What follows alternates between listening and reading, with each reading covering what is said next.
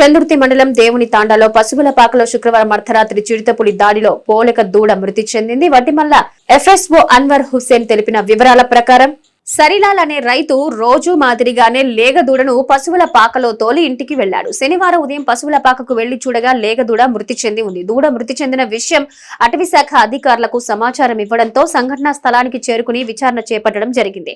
దాడి చేసిందని అటవీ జంతువులకు ప్రాణహాని తలపెట్టొద్దన్నారు. వన్యప్రాణుల దాడిలో మృతి చెందిన పశువులకు ప్రభుత్వం ద్వారా నష్టపరిహారం ఇప్పించడం జరుగుతుందన్నారు.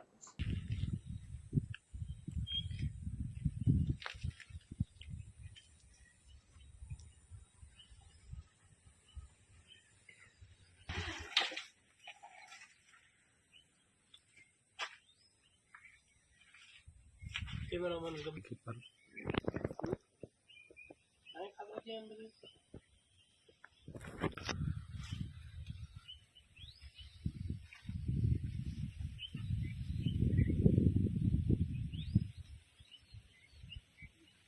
बस वीडियो कॉल